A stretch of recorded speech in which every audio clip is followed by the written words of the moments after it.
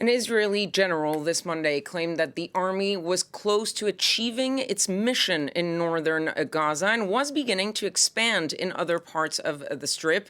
The announcement came as the Israeli military renewed its calls for mass evacuations from the southern town of Khan Younis, where thousands of displaced Palestinians had sought refuge over the past weeks.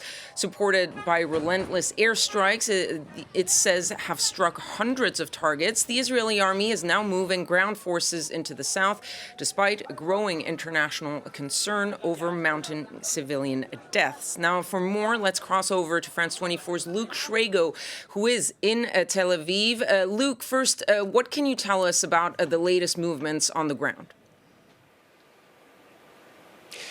As we know, on Monday, fighting has continued throughout Gaza, with Israel confirming an expansion of its offensive across all of the enclave's territory. Dozens of tanks being reported near the southern town of Khan Younis, with Israeli military strikes happening on Gaza's second largest city since at least the Friday and the weekend. Evacuation orders are in effect for Khan Younis. If you look at the online map that Israel has provided, with the aim of warning Palestinians to stay out of the crossfire, at least a quarter of the city has now been affected by those orders. That leaves Gazans with an ever smaller area in which to flee. Estimates at the present time put at least 3/4 of Gaza's 2.3 million strong population having fled their homes. The UN Commissioner on Human Rights saying that there was no safe place left in Gaza. Now, the commander of Israel's armored corps said that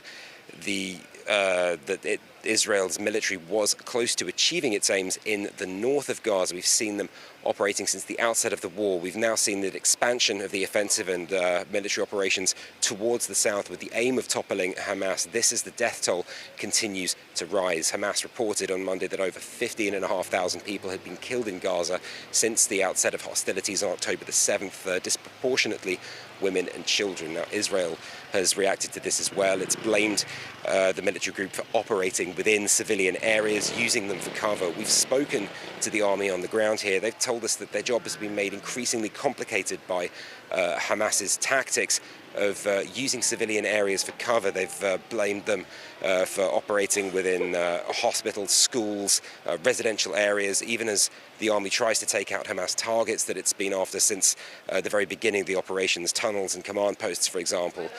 We've seen footage of one tunnel shaft entrance within just a few meters of a German-sponsored school over the last few days. Now, this all is international mediators try to find to reinstall a new truce.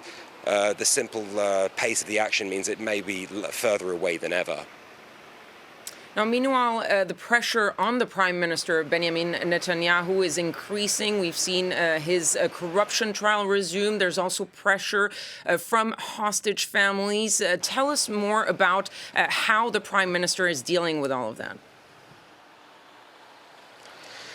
Israeli Prime Minister Benjamin Netanyahu, is under a definitive amount of pressure on Monday, even as from the international stage, with a push for a resumption in the truce to go back into effect. The domestic front, too, has proven equally thorny for the Israeli premier.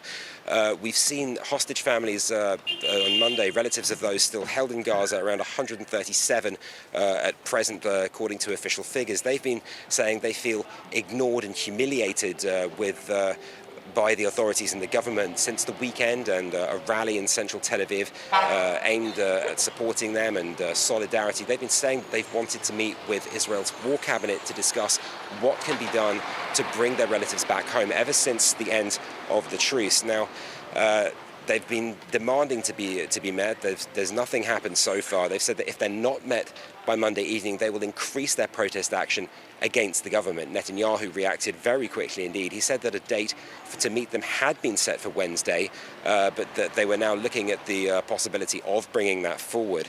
Elsewhere, Netanyahu's facing legal issues as well.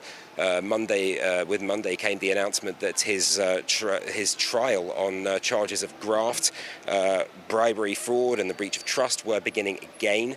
They had been on pause since October the 7th, when the Justice Ministry ordered all non-essential trials suspended. That now goes back into effect.